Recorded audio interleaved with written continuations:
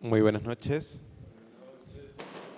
Bienvenidos a este encuentro donde vamos a comentar algunos apartados del mensaje que el Papa Francisco dio para la Jornada Mundial de las Misiones en este año 2022. Decía un sacerdote que conocí, un sacerdote español bastante mayor, él decía, para hablar de Dios hay que hablar con Él. Entonces vamos a disponer nuestro corazón para elevar aquellas oraciones que nos enseñaron desde niños y que quizás mecánicamente solemos repetir, pero que están cargadas de significado porque nos han acompañado a lo largo de toda nuestra vida. En los momentos más complejos siempre hacemos un Padre Nuestro, una Ave María, nos ponemos en las manos de Dios. Y también desde nuestra fe en los momentos más felices hacemos un Padre Nuestro, una Ave María y nos ponemos en las manos de Dios.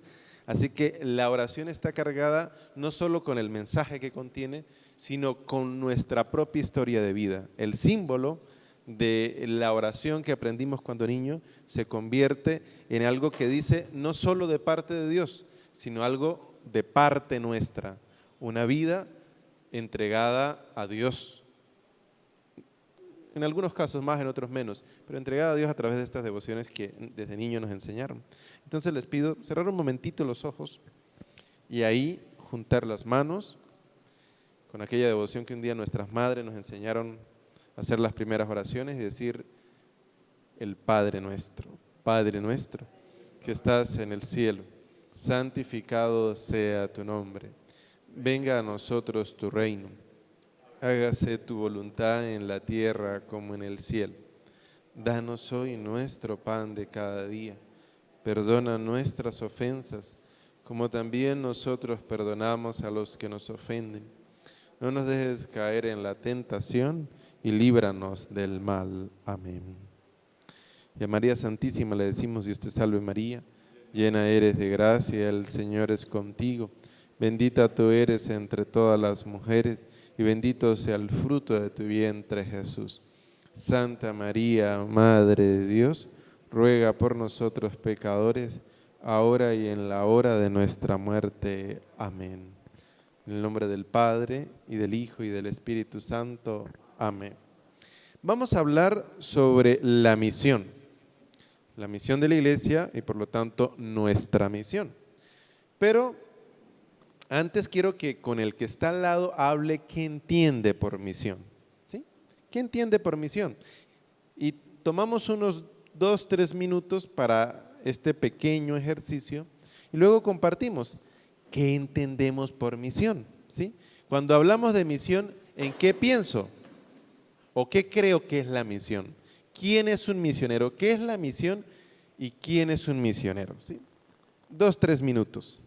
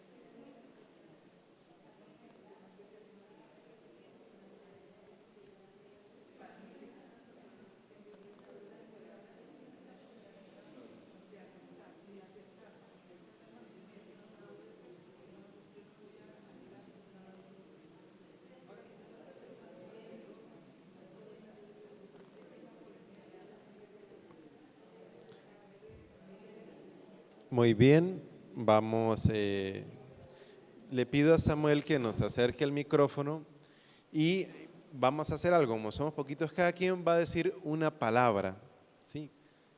No importa que se repitan, ¿sí? Una palabra de lo que significa para usted ser misionero, ¿sí? Comienzo yo, ¿sí? Si quieres, bueno, comenzamos a mi izquierda. Para mí ser misionero significa ser enviado. No importa que se repitan las palabras. Me la quitó también enviado. Enviado. Mensajero del Señor. Dar el amor de Dios. Compartir. Es un encargo. Un encargo.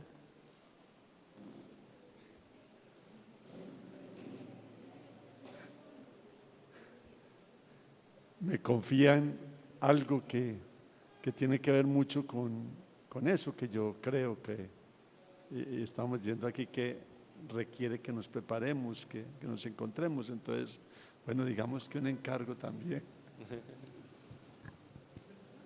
Sí, es un objetivo, llegar a… Ayudar. Llevar la palabra de Dios a quien lo necesite. Mirar a mi prójimo con amor. Un servir. Cumplir con una tarea que trascienda en los demás. Muy bien. En una palabra expresamos lo que consideramos ser misionero. Hay un texto que el Papa Francisco comenta en el mensaje que dio para la Jornada Mundial de las Misiones de este año. Y está tomado del libro de los Hechos de los Apóstoles, capítulo 1, versos 6 al 11. Y el texto dice así: los que estaban reunidos con Jesús le preguntaron: Señor, ¿vas a restablecer en este momento el reino de Israel? Jesús les contestó: no les corresponde a ustedes conocer el día o el momento que el Padre ha fijado con su propia autoridad, pero cuando el Espíritu Santo venga sobre ustedes recibirán poder y saldrán a dar testimonio de mí en Jerusalén y en toda la región de Judea, de Samaria y hasta las partes más lejanas de la tierra. Dicho esto, mientras ellos lo estaban mirando, Jesús fue levantado y una nube lo envolvió y no lo volvieron a ver. Y mientras miraban fijamente al cielo, viendo cómo Jesús se alejaba, los hombres vestidos de blanco se aparecieron junto a ellos y les dijeron: Galileos, ¿por qué se han quedado mirando el cielo? Este mismo Jesús que estuvo entre ustedes y que ha sido llevado al cielo vendrá otra vez de la misma manera que lo han visto irse allá. Este texto el Papa Francisco lo explica aplicándolo a las misiones y tomando tres palabras claves del texto. La primera es lo que dice Jesús: para que den testimonio de mí, para que sean mis testigos. Dice el Papa Francisco, todo cristiano está llamado a dar testimonio de Cristo. Y este es el corazón de la enseñanza de Jesús, dice el Papa Francisco. ¿Cuál es el corazón de la enseñanza de Jesús?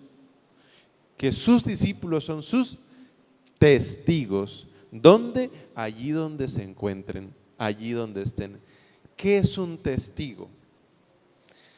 En griego, la palabra que el Nuevo Testamento usa para referirse a testigo es mártir. Un mártir es un testigo. ¿Y qué es un mártir? ¿Quién es un mártir? Aquel que da su vida. Entonces el cristiano está llamado a ser mártir. ¿Y qué significa ser mártir? ¿Sufrir? No, dar la vida. Dar la vida en un momento determinado, como lo hicieron muchos con su sangre, pero también dar su vida cada día. ¿Sí? Dar su vida constantemente, entregar su vida a Cristo y entregarla a los demás por medio de la iglesia, dar su vida. ¿Y quién está llamado a ser testigo? ¿Ustedes quién creen que está llamado a ser testigo? Muy bien, cada cristiano está llamado a ser misionero y testigo de Cristo. Y la iglesia no tiene otra misión más que la de evangelizar dando testimonio de Cristo. Esta es la identidad de la iglesia. Evangelizar, llevar una buena noticia, dando testimonio de Cristo. ¿Y cómo creen ustedes que el cristiano debe dar testimonio de Cristo? Debe dar su vida. ¿Cómo creen ustedes?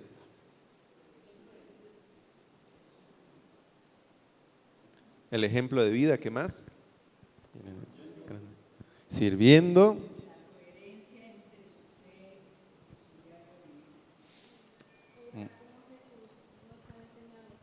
Orar como Jesús nos ha enseñado. Bien, ¿qué más? Su entrega total. Bueno, hay dos cosas, ¿sí? La primera,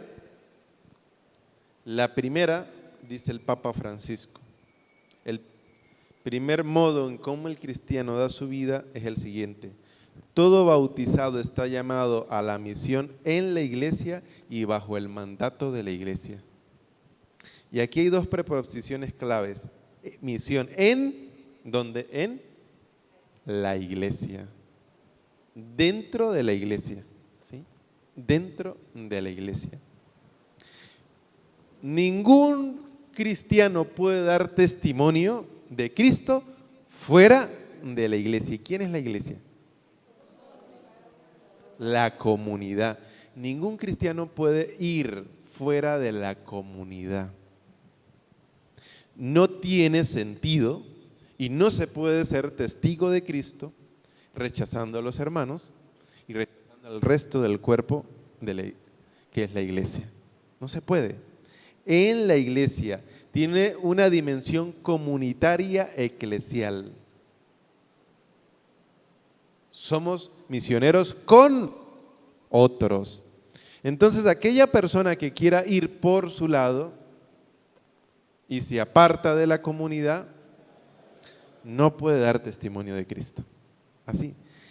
Y la otra preposición importantísima, bajo el mandato de la iglesia. Bajo el mandato de... ¿Cuál es la iglesia? La comunidad. Bajo el mandato de la comunidad. Es una comunidad la que envía. Nadie puede decir, yo vengo por mi cuenta. Yo vengo por mi cuenta.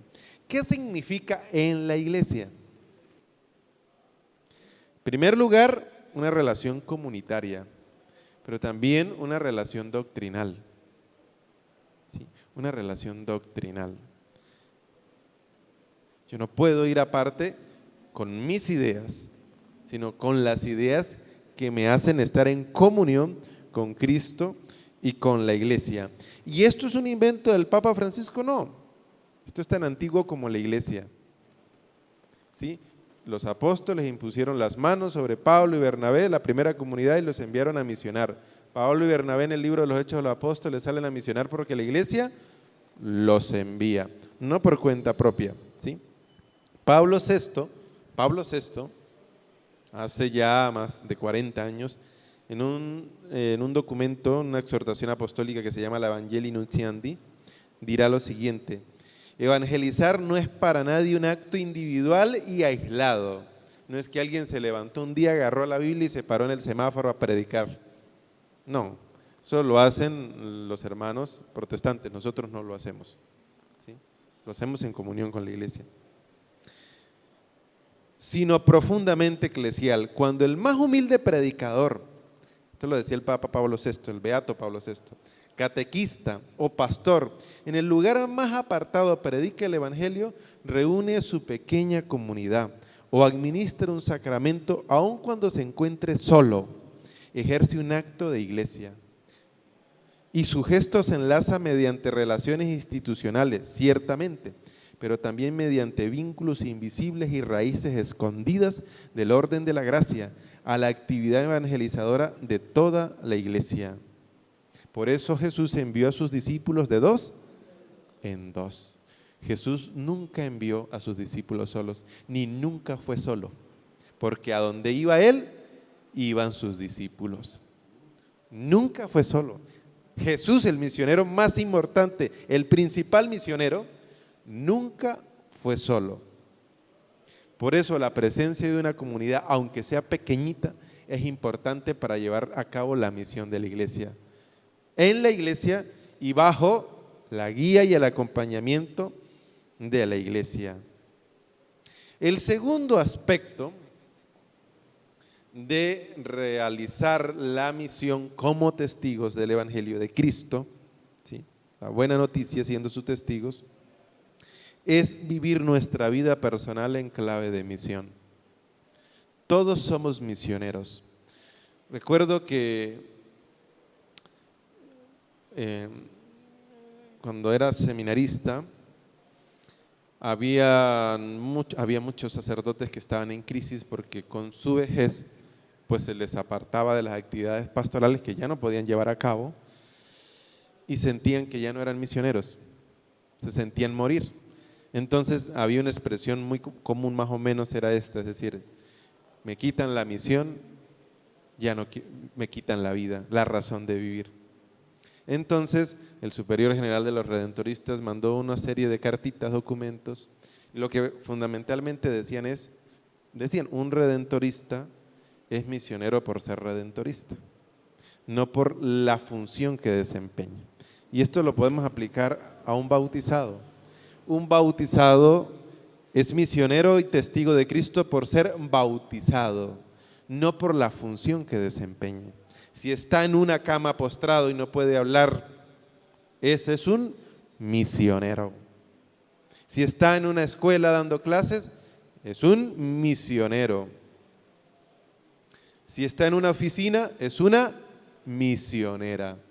Porque como dirá el Papa Francisco al cardenal Marc Ouellet de Canadá, en una carta personal que luego se publicó, dirá: hemos cometido el grave error de considerar al laico comprometido aquel que está en un grupo de una parroquia, cuando laico comprometido es el bautizado que en su vida cotidiana, en su trabajo, en sus estudios y en su familia, en su comunidad, vive el Evangelio. Entonces nosotros hacemos una diferencia, los laicos comprometidos estos, y allá los que no están comprometidos dicen, no, estos son los que pertenecen a un grupo de la parroquia. Pero los comprometidos no depende si pertenecen o no pertenecen a un grupo de la parroquia, son los que viven el Evangelio en su trabajo, en su comunidad y en su familia. Esos son los laicos comprometidos. ¿Sí? Esos son los laicos. Entonces es enlazar la propia vida con la misión, porque yo todo lo que hago es misión, porque soy iglesia y la iglesia es esencialmente misionera. Por eso, ¿qué implicaciones tiene esto? ¿Sí? Yo no puedo separar la vida cristiana de mi vida cotidiana, no puedo sentirme vinculado a la iglesia porque cumplo ritos, pero mi vida en el trabajo, problemática, en la comunidad, llevo el perro y hago que se haga ahí en la puerta el vecino para que cuando salga lo pise, ¿sí? Porque le tengo rabia al vecino, ¿sí? O vivo enfrentado con mi pareja o mis hijos por razones egoístas, ¿sí? Creo que hay que apagar los ventiladores, ¿sí? O no vemos la relación que tiene con los otros, es decir, la relación social. ¿Cuál es la dimensión social? ¿Sí? ¿Cuál es la dimensión social con los otros? No es por el perrito. Es la dimensión social. ¿Qué opción hago por los otros? Me interesa que el otro tenga educación, que el otro tenga un salario justo, que el otro no pase hambre, que el otro tenga acceso a la salud, que todos tengamos estos derechos fundamentales del ser humano, ¿sí? Porque no puedo ser cristiano que vive unos ritos, pero no tome en cuenta los derechos fundamentales de la persona, porque cuando hago eso, no enlazo la misión con mi vida personal, no la enlazo. Entonces, estos dos aspectos son importantes, la misión se hace en y bajo la iglesia. Y enlazando mi vida personal con la misión. Lo que hago es misión. Y mi carácter misionero no depende de una función, sino de mi condición bautismal. Soy bautizado y por lo tanto soy un testigo allá donde quiera que esté. Dos peligros, esto no lo dice el Papa, esto ya lo digo yo, que observo que pueden afectar la misión. ¿Sí? Hay dos peligros que pueden afectar la misión. Un peligro más común en los clérigos, diáconos, presbíteros, obispos, y otro peligro más común en los laicos. En los clérigos, el peligro que puede afectar la misión es la sacramentalización de su vida misionera. ¿Sí? ¿Qué hace un sacerdote, un diácono, un obispo? Pues bautizar, confesar, casar no, eso está mal porque ningún sacerdote casa. Los esposos se casan porque ellos son los únicos ministros del sacramento. El sacerdote es un testigo legal nada más. ¿Sí? Por eso cuando no hay sacerdote le piden a un laico que haga de ministro, de testigo por parte de la iglesia. Pero bueno, ser testigo por parte de la iglesia, llevar la unción de los enfermos y ordenar sacerdotes si es obispo, aplicar la confirmación. Entonces, la Eucaristía, ¿y qué hizo el sacerdote? Pues le tocó hacer todo el día misas, ¿sí? Y no tuvo tiempo para más nada. Y está bien, como ministro, esa es una parte fundamental de su misión. Pero su misión en la iglesia no se puede sacramentalizar. ¿Sí? No se puede sacramentar. Todo lo que el sacerdote hace no puede ser solo sacramento. Y en los laicos, ¿cuál es el otro peligro? El devocionalismo. Porque el devocionalismo olvida el centro, hace olvidar el centro de la misión que es Cristo. ¿Sí? Porque para algunos el centro de la misión es la Virgen de Guadalupe. De repente el rosario, la coronilla de la misericordia, y a diestra y siniestra las postraciones, una nueva devoción que está surgiendo ahorita. O de repente es la Virgen de Fátima, o recorrer el mundo para que conozcan la Virgen de Fátima, ¿sí? No, esas son realidades accidentales, porque lo fundamental es Cristo. Lo fundamental es Cristo. Lo demás son devociones que nos pueden ayudar, pero si la devoción ocupa toda mi vida misionera, es un error. Está desplazando a Cristo. Y la intencionalidad de Cristo para la iglesia, que es construir el reino de Dios, empezar a construir el reino de Dios aquí, en la comunidad en la que estoy viviendo. ¿Sí? Ese es el problema. Entonces, cuando el centro es la devoción y la devoción nubla, ocupa todo lo demás, ya no somos testigos de Cristo. Somos testigos de Fátima, de Guadalupe, de la coronilla de la misericordia, de esto. Tomamos un pedacito del gran horizonte, del gran manto de la misión, tomamos un pedacito y lo convertimos en la misión. Universalizamos la parcialidad. Algo que es parcial lo convertimos en todo. Y es que no, yo soy, me decía alguien, yo soy de la Virgen de Lourdes y no me vengan a hablar ni de Fátima ni del Carmen, no, yo soy de la Virgen de Lourdes y vivo y muero por la Virgen de Lourdes. Eso es, me van a perdonar, pero es absurdo y ridículo. En primer lugar porque la Virgen es una sola, los demás son advocaciones. Es decir, diversas maneras de llamar a la misma persona, que es María. Y lo otro, el centro no es María, es Cristo. Decimos a Cristo por María, pero a Cristo, no a María por Cristo. ¿Sí? Porque María, si no seríamos idólatras, porque tendríamos dos dioses. ¿Sí? Tendríamos dos dioses, María no es Dios. Entonces el devocionalismo es un peligro en el laicado, como el sacramentalismo es un peligro en los clérigos. Entonces, estos dos puntos claves, estamos llamados para ser testigos en la iglesia, bajo la iglesia y enlazando nuestra vida con la misión. ¿Sí? Ni fuera de la iglesia, ni separando la misión de nuestra vida. El segundo punto que toca el Papa Francisco, tomado del texto de los Hechos de los Apóstoles que hemos escuchado, es el siguiente. El Papa toma esta frase: hasta los confines de la tierra. Van a ser misioneros en Jerusalén, Samaria y hasta los confines de la tierra. ¿Qué significa hasta los confines de la tierra? ¿Qué creen ustedes? Todo. Todos lados. ¿Qué más? Sin límites. ¿Sí?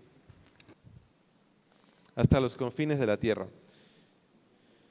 Aquí el Papa, interpretando el texto, dice, este es el carácter universal de la iglesia, ¿sí? Universal.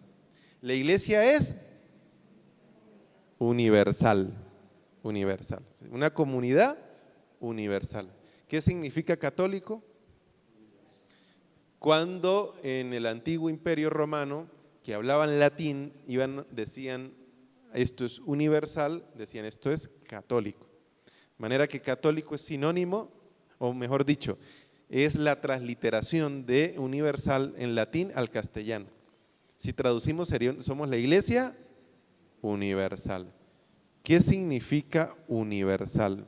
En un universo, ¿qué hay? De todo. Hay unidad, es un universo, pero con muchas diferencias en su interior. Hay diferentes especies, diferentes criaturas, diferentes realidades y personas muy distintas entre sí.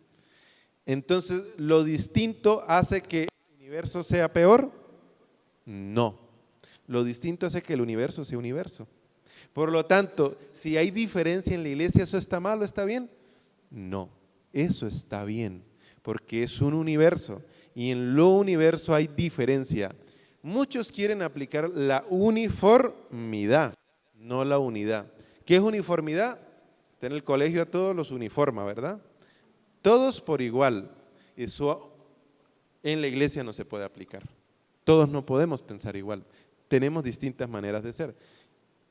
Recuerdo que una vez una mujer del Camino Neocatecumenal, un movimiento al que tengo respeto y aprecio, llegó llorando y me dijo, no sé qué hacer, estoy desesperada, porque mi hija se va a casar con un carismático y no con alguien del camino. Y bueno, pues, ni siquiera es alguien que no esté en la iglesia, o sea, la renovación carismática católica es un movimiento de la iglesia, o sea, ¿cuál es el problema? No, porque tiene que ser de nuestro grupo. Esto es absurdo, ¿sí? Y hay muchos grupos así. Hay grupos que hacen sentir mal a la persona simplemente si va a otro grupo, ¿sí? Lo hacen sentir mal. Usted no está siendo fiel. Como si hubieran bautizados de mayor calidad y de menor calidad. Y como si unos tuvieran una mejor experiencia de fe que los otros. ¿Sí? Entonces eso tampoco tiene sentido. Eso va contra lo universal, contra la diversidad en lo universal y comienza a ser uniformidad, algo más dictatorial. Y el Papa Francisco va a decir algo muy interesante. No son enviados los discípulos a hacer proselitismo, sino a anunciar. El cristiano no hace proselitismo. ¿Qué es hacer proselitismo? ¿Qué significa la palabra proselitismo?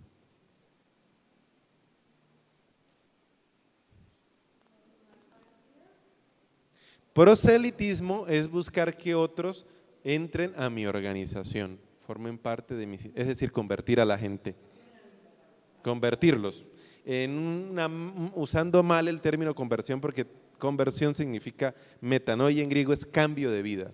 Pero para que nos entendamos, convertirlos. Entonces, cuando yo estoy desesperado porque este familiar o esta persona se vuelva católico, estoy siendo proselitista. Es decir, cuando yo busco que los otros se conviertan en el sentido en que nosotros entendemos la palabra conversión y no en su sentido original tal como está en la Biblia, estamos haciendo proselitismo y resulta que Jesús no nos envió a convertir a nadie. A nadie. A nadie. Por ejemplo, venga, vamos a catequizar a esta persona para que se bautice y haga los sacramentos y ¿sí? Tráigala a la iglesia. Eso es proselitismo. Y esto es chocante porque esto es lo que nosotros hacemos y creemos que eso es la misión. Creemos que eso es la misión. Y por eso, esto creían los primeros evangelizadores que llegaron a América, los españoles, europeos, portugueses, llegaban y reunían, traigan a todos los indígenas para acá, que no quieren venir a punta espada y ¿sí? Tráiganlos para acá y a correr. los bautizamos a todos. Entonces bautizaban con aspersión porque eran muchos y asperjaban, sí. San Luis Beltrán, un santo misionero dominico que estuvo aquí en Colombia, decía, hay días que no puedo levantar el brazo de tanto bautizar. Y ni siquiera sabía la mayoría de idiomas de los indígenas, es decir, al que encontraba le echaba agua y lo bautizaba. ¿Sí? Entonces algunos dicen, ay, yo estoy contento porque es que se estaba muriendo y en ese momento aproveché y lo bauticé. Y, ay, lo metí en la iglesia, se salvó. Eso es proselitismo, cuidado, que Cristo no nos envió para eso. No nos envió a convertir a nadie. Porque a Cristo no le interesa una iglesia llena, ¿sí? No le interesa. Le interesa una iglesia con corazones que hayan cambiado y den testimonio. ¿Ven la palabra entre querer convertir a otro y darle testimonio? Querer convertir a otro es decirle, hermano, Cristo te habla, cambia, deja la borrachera, no le pegue a su mujer, venga a mi iglesia, venga, crea en Cristo, aquí está la palabra de Dios, conviértate hermano, déjame imponerte las manos y orar por ti. Vamos a la iglesia, venga a la catequesis. Eso es proselitismo, ¿sí? Y nuestras misiones populares son proselitistas, lamentablemente. Les cuento una experiencia de un pastor protestante, que este es su estilo y nosotros copiamos su estilo para evangelizar. Entonces esto es real, esto no es un invento. De hecho, esta experiencia la cuenta un famoso motivador colombiano japonés, Yokoi Kenji, seguro lo han visto, lo han escuchado. Entonces Yokoi Kenji, como su padre es japonés, lo envió a Tokio, Japón, allá con su abuelo, bueno, se fueron a vivir a Japón. Pero Yokoi Kenji nació en una familia por parte de la mamá evangélica, y allá la mamá buscó su iglesia como pudo, un grupito, y pues enviaron un misionero de Colombia. Entonces le dijeron, Yokoi, pues el misionero solo habla español, no habla japonés, entonces él está ansioso por evangelizar aquí en Japón y hazle de traductor. La mañana se levantan a orar y aquel hombre de rodillas 2 horas orando con la Biblia en la mano y llega al mercado y dice, bueno, Yokoi, voy a comenzar a predicar y tú traduce. Y él comienza a predicar y Yokoi a traducir, pero nadie le prestaba atención, lo miraron así como raro. Entonces aquel pastor protestante comenzó diciendo, si ustedes creen en Cristo, ustedes dejarán el alcohol, dejarán las borracheras y ese vicio que está destruyendo a nuestro pueblo. Entonces Yokoi le dice, es que nadie nos presta atención porque aquí no son borrachos, aquí en Japón no somos borrachos. Si ustedes creen en Cristo, dejarán las drogas, ¿sí? Y comenzarán a hacer, nosotros no consumimos drogas aquí. Si ustedes creen en Cristo, dejarán de ser mentirosos, serán fieles. Aquí somos muy fieles, aquí no somos infieles a nuestras parejas. Somos budistas y los budistas respetamos a nuestras parejas. Si ustedes creen en Cristo, se alejará la corrupción. En Japón no somos corruptos, somos uno de los pueblos con los índices más bajos de corrupción. Nadie nos va a prestar atención si le decimos eso. Y el pastor, ¿y yo qué les digo? ¿Se conviertan de qué?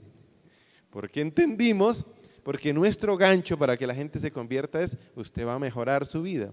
Pero cuando están en otra religión que les ha mejorado la vida, el cristianismo presentado de esa manera no dice absolutamente nada.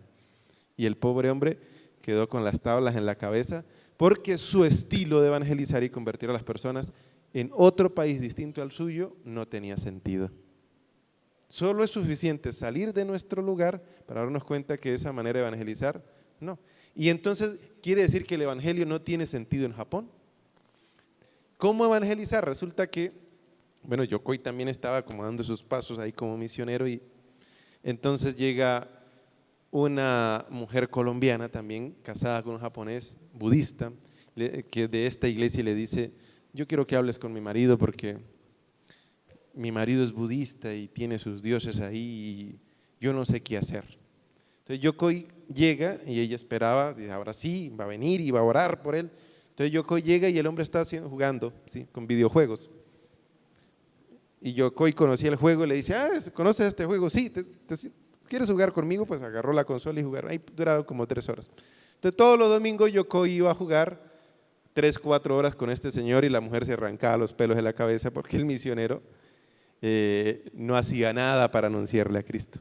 De repente en ese juego el esposo, este señor le pregunta, ¿y eso que ustedes creen en Cristo qué es? Entonces Yokoi comienza a contarle mientras jugaban. Con el tiempo este señor se hizo cristiano, cambió. Pero lo que le cambió fue que se hizo su amigo. Entonces, estamos llamados a anunciar a Cristo, y alguien que anuncia a Cristo es alguien que se hace amigo de los otros, porque vive las bienaventuranzas. ¿Qué dicen las bienaventuranzas? Dichosos los que lloran porque serán consolados. Y si Dios, ¿qué hace? Dios consuela. ¿Y qué hace un testigo de Cristo? Consuela. Consuela. Vamos a misa el domingo, venga, vamos, es que ustedes, los jóvenes hoy en día no quieren ir a misa. No, no. ¿Qué problema tienes? Consuela. Dichosos los pobres porque de ellos es el reino de los cielos. Dios le da su reino a los pobres. ¿Qué hace un testigo de Cristo? Trabaja para que no haya pobreza. Dichosos los que luchan por la paz. ¿Qué hace un testigo de Cristo? Busca que exista paz, construye paz. Es lo que hace, no se lo vive predicando, se lo vive anunciando con su vida. Y eso es lo que le va a dar autoridad. Decían los fariseos de Jesús, habla con autoridad. Y la autoridad no la da un cargo da poder, y el poder me permite obligar a otra persona a hacer algo porque tengo poder sobre esta persona. Pero la autoridad cambia el corazón. Y lo que cambia el corazón es decir, mire, a este sí le creo. A este sí le creo, diría el Papa Pablo VI. El mundo hoy en día no escucha a los maestros, a los predicadores, sino a los testigos. Y si escucha a los maestros es porque son testigos. Porque son testigos. Entonces, esto nos tumba la idea de misión que nosotros tenemos. Convertir a los demás. No, usted es desesperado porque sus hijos no han recibido los sacramentos, no se quieren casar. No, esa no es la misión a la que le envió Cristo. Hágase su amigo, su compañero de camino, alguien en el cual encuentren paz, alguien en cuya mirada puedan encontrar la serenidad de Cristo, no sentirse juzgados, y ellos cambiarán, pero no les imponga el cambio, porque entonces usted no es testigo de Cristo, sino un dictador que quiere que los otros hagan lo que usted piensa que está bien. Y eso no es el evangelio, esa no sería una buena noticia. Imagínense que alguien tuviera el poder de imponernos sus ideas y el vecino un día se levantara y no me gusta cómo está pintada su casa, cámbiela, píntela de rojo, que me gusta más. No me gusta que usted haga eso. Eso sería una dictadura sobre su vida. Ahora, si usted pudiera hacer lo mismo sobre su familia, sería una dictadora, un dictador, ¿sí? Obligando a su familia a hacer lo que ellos no quieren. Y eso no es buena noticia, eso sería una mala noticia, no sería evangelio. Entonces, cada vez que intentamos convertir, probablemente estemos siendo mala noticia y no evangelio, porque estamos queriendo imponernos, ¿sí?, sin dar testimonio. Y hasta los confines de la tierra, el Papa dice, tiene 3 aspectos. Uno es geográfico. Los confines geográficos, los lugares apartados. ¿Quieren misionar? Bueno, vamos a los lugares apartados geográficamente. ¿Cómo está la iglesia en La Guajira, en la Amazonía, en el Cauca, allá donde los demás no van? ¿Sí? Ser misionero es ser misionero en las periferias geográficas. Primer aspecto. Segundo, ser misionero es ser misionero en las periferias sociales, es decir, en la pobreza, la prostitución, el narcotráfico. No vamos a trabajar con los pobres, los migrantes, las víctimas de la drogadicción. Vamos al norte, ¿sí? Vamos a Morro Rico. Vamos a trabajar con ellos para ayudarlos a salir de esa situación. Y tercero, existenciales, periferias geográficas, sociales, existenciales. ¿Cuáles son las periferias existenciales? Aquellas situaciones donde la persona siente que tocó fondo, deprimidos, viviendo un proceso de divorcio, sin trabajo. Entonces, acompañar a esta persona en su situación de vida es ir más allá, es trascender, decían por aquí, trascender.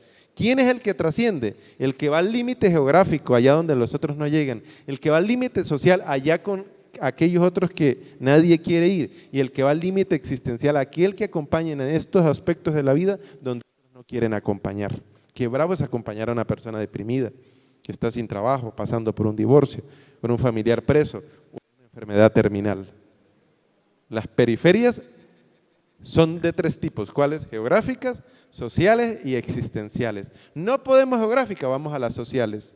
No puedo lo social, vamos a las existenciales. Probablemente tenemos las 3 al mismo tiempo, por lo menos 2. ¿Sí?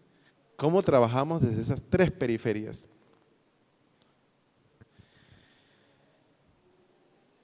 Entonces, ir más allá es encarnar la caridad de Cristo hacia nuestros hermanos. Y esto es bellísimo. Ir más allá no es ir a África, es encarnar, trascender. ¿Qué es? ¿Cómo trasciende el cristiano? Encarnando la caridad de Cristo sobre sus hermanos.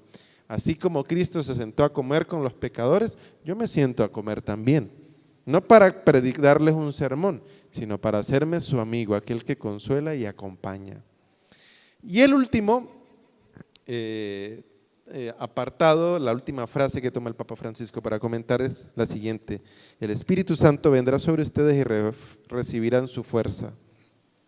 Dejarse fortalecer y guiar por el Espíritu, es decir, nadie es misionero por sus talentos. Y tal vez usted pueda hacer relucir y hacer reconocer sus talentos, pero si sus talentos son los que ocupan por ejemplo, ¡ay, aquel gran misionero que toca la guitarra espectacular, que predica espectacular! ¡Oh, con él yo quiero estar! No, si no está él, yo no voy. ¿Sí? Eso es predicarse a sí mismo. Es triste cuando nosotros decimos, yo voy a la iglesia por X o Y persona y no voy por Cristo, yo voy a la iglesia por Cristo. Cuando yo cedo ante la vanidad, le digo a Cristo, quítate tú para ponerme yo. Cuando yo cedo ante la vanidad, ¿sí?, le digo a Cristo, quítate tú para ponerme yo. Porque quiero que la gente me vea a mí y no vea a Cristo. Y me deprimo. Cuando hice la primera misión en Venezuela, nadie fue. Y yo entré en una crisis. Era la primera misión, ya había ido a otras, pero era la primera que me encargaban a mí en un lugar como dirigir, en una vereda. Nadie me prestó atención. Yo llegué deprimido porque había durante 6 meses la ilusión, mi primera misión. Leía la vida de San Francisco Javier, de San Francisco de Asís, de San Alfonso, y decía, yo quiero ser misionero, y yo me imaginaba convirtiendo a la gente y viendo al Espíritu descender en forma de lenguas de fuego, y como se caen los papelitos, se les está ahí. Sí, el Espíritu de los papeles está cayendo, pero no logré nada porque nadie fue. Entonces yo llegué triste, y ya tenía como un mes triste, ¿no? Entonces el director espiritual me dijo, venga, a ver, ¿qué pasa? Dice, pero usted iba a anunciar a Cristo o a anunciarse usted. Cristo hace su trabajo sin que nuestros ojos lo vean. ¿No dice el Evangelio que la semilla crece mientras el sembrador duerme? ¿Sí? Entonces, ¿por qué está triste? No, porque es que la gente no viene a la iglesia, pero usted no fue a llenar gente, usted no fue a llenar bancas de la iglesia, fue a conmover corazones. Eso no lo sabe. ¿Sí? Además, quien mueve el corazón no eres tú, es Dios. Y generalmente Cristo se nos ha adelantado siempre. Cuando llegamos, Él ya ha llegado delante. No somos nosotros los que hacemos posible la misión. Nosotros simplemente somos sus voluntarios. ¿Quién nos da la fuerza? ¿Quién nos da los talentos? ¿Y quién hace que la misión se lleve a buen término? El Espíritu Santo. El Espíritu Santo. Y el Papa nos invita a orar al Espíritu. Porque podemos ser excelentes planificadores pastorales. Un buen gerente que sea pastoralista hace una misión y organiza la pastoral de una manera increíble y mueve a los grupos de una manera impresionante y da resultados. Y muchas veces nos dejamos impactar por los resultados, y están bien los resultados, pero los resultados corresponden a una mentalidad capitalista. ¿Qué le pide el capitalismo a una empresa? Que dé resultados. Y si nosotros le decimos a la misión, al misionero que dé resultado, lo estamos tratando de una manera empresarial, capitalista, ¿sí? El misionero no está para dar resultados, está para dar testimonio, porque él no está para llenar su institución de gente de recursos y para ser visible ante la sociedad. Está para dar, y esto es duro. ¿Por qué? Porque esto significa que la institucionalidad se debilita en el sentido de su poder, se debilita el poder de la institucionalidad. Pero ese es el fondo del Evangelio, ¿sí? No estamos aquí para que nos vean, estamos aquí para construir el reino de Dios. Que como el grano de mostaza va creciendo, ¿sí? Como el grano de mostaza va creciendo, sin que nadie lo note, mientras uno duerme. Lo importante aquí es ir a las tres periferias, enlazar el testimonio con nuestra propia vida y saber que quien dirige la misión no somos nosotros, sino el Espíritu. Hay un ejemplo concreto del siglo pasado, se me va a dar el nombre, su espiritualidad dio inicio a una congregación que se llama Los Hermanitos, Carlos de Foucault. Él se fue al desierto al norte de África, Argelia, y durante todos los años que estuvo como ermitaño y misionero, no logró convertir una sola alma. Nunca nadie se convirtió. Siempre celebró la Eucaristía solo, porque nadie se convirtió. Y él nunca se frustró por eso, hasta el día en que lo mataron, porque inició una guerra civil, bueno, lo agarraron, lo mataron, unos radicales musulmanes. Después que él muere, sus escritos son tan fructíferos que nacieron 5 congregaciones. Y en el mundo entero, muchas personas han encontrado sentido de su vida a través de la espiritualidad de Carlos de Foucault. ¿Por qué? Porque no era él, es el Espíritu que estaba en él, el que da fruto, y da fruto a su tiempo, incluso después de muerto. ¿Qué hacen los hermanos de Foucault? Jamás le predican a nadie. De hecho, nadie se entera que son cristianos hasta que hablan con ellos. Llegan a una comunidad muy pobre, ahí arriendan unas habitaciones y comienzan a trabajar y ayudar en lo que pueden. La gente pasa, hay gente que ha durado 10 años al vecino de ellos y no saben que son cristianos. Son muy buena gente. Y cuando se dan cuenta que son cristianos, quedan impactados. Oye, pero estos sí son buenos cristianos. Es decir, y muchos se acercan y entran al cristianismo gracias al testimonio. Entonces, ¿qué es la misión? Ser testigos. ¿Dónde? En la iglesia. ¿Cómo? Enlazando nuestra vida con la misión. ¿Sí? ¿Qué es la misión? ¿Ser proselitista? No. Dar testimonio, no ser proselitista. ¿Y quién es el que dirige la misión? El Espíritu. Bueno, cada uno, no vamos a seguir para no extendernos, pero cada uno, cuando llegue a su casa, podrá pensar cómo ha cambiado su manera de ver la misión y cómo podrá fomentar la misión en su vida siendo iglesia y siendo testigos de Cristo. Amén. Feliz noche.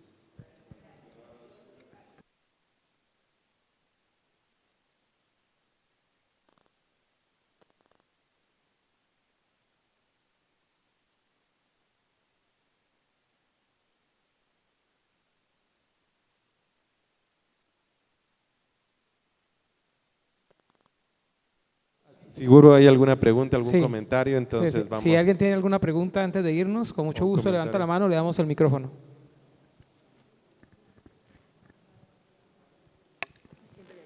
Hágame un favor, es que dijo una frase, pero no la alcancé a copiar bien. Cada vez que queremos convertir, ¿qué seguía?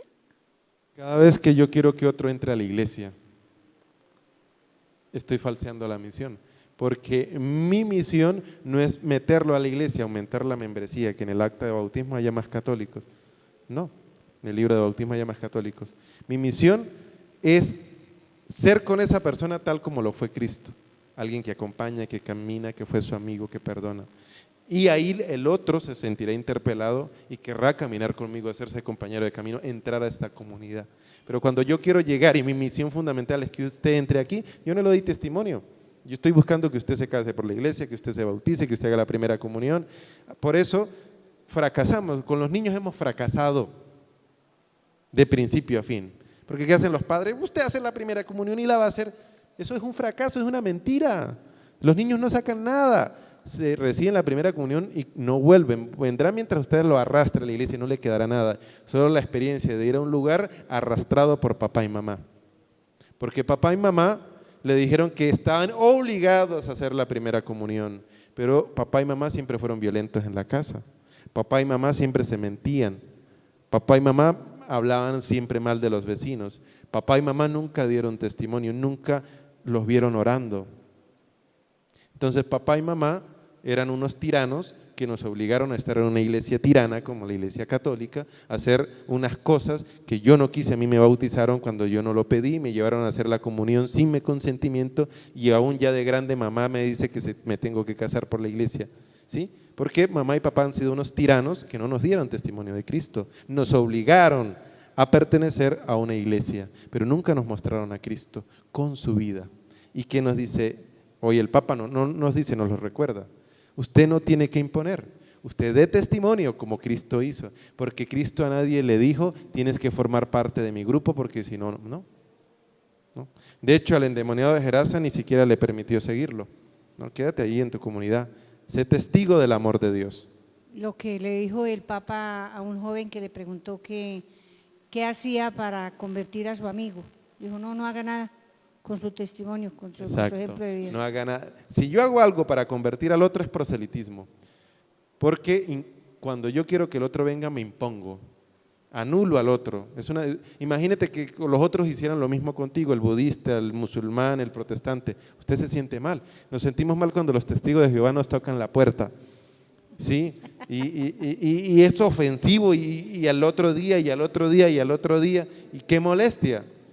Porque eso es proselitismo, pero igual se sienten los otros cuando yo insisto que a llevar a la primera comunión, que se case por la iglesia, que esto, que el domingo a misa, pero nos ven tan amargados que nadie quiere estar con nosotros. ¿Quién va a querer estar en una misa con las caras de amargado que tenemos, de aburrido, de sueño, durmiéndonos? O sea, ahí no hay alegría ni testimonio, ¿sí? Entonces, si damos testimonio, claro, habrá cambios. De muchos no, de los que quieran,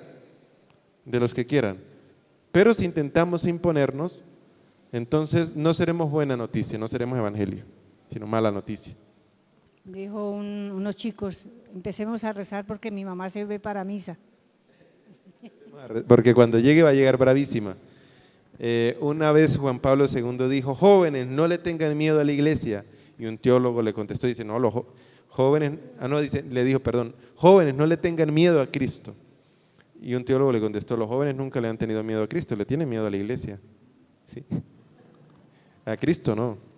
¿Sí? Entonces eso es lo que la iglesia hoy nos está invitando a cambiar, es decir, no nos impongamos, seamos testigos. No seamos los que gritan, sino los que acompañan a aquel que ha sido gritado, ¿sí? Y lo escuchan.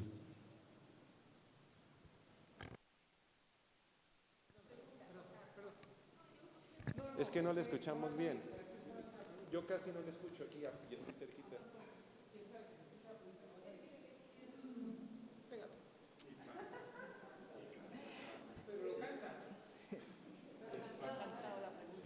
Ender, ¿qué le parece? No, aquí me surge a mí la pregunta con respecto cuando tú dices que para los bautizados, para la primera comunión, tienes toda la razón en el aspecto, si los papás son agresivos, no dan ejemplo de vida, no es un hogar en donde haya la comprensión, el amor, el respeto, perfecto. Sin embargo, yo pienso que la misión de los padres y nosotros los adultos es orientarlos para que vivan también los sacramentos, porque si nosotros nos ponemos a esperar a que entonces llegamos a viejos todos sin bautizarnos, sin recibir los sacramentos. Ahí es una manera que tenemos que trabajarlo con amor para poder verdaderamente ser iglesia, digo yo. No he dicho lo contrario, es la pedagogía del amor, pero nosotros cuando yo obligo al niño, en primer lugar lo obligo porque desde pequeño no entendió nada, porque no le di testimonio desde pequeño. Si a los 11 años lo tengo que obligar, significa que a los 4, desde el año 0 hasta los 11, yo no le he dado testimonio, ¿sí? Entonces, acompañar desde el amor. Si papá, ¿qué hacen los niños? Se disfrazan del oficio que hace el papá, de policía, de carpintero, quieren disfrazarse, ¿sí? Ser como papá. Para el niño, papá y mamá son Dios, o sea, lo mejor que hay, lo más grande. Y si papá y mamá rezan todas las noches y ayudan al prójimo, querrán ayudar al prójimo y rezar todas las noches, ¿sí? Querrán hacerlo. Pero yo no le puedo decir a los 11 años, exigirle algo que no le enseñé durante 11 años.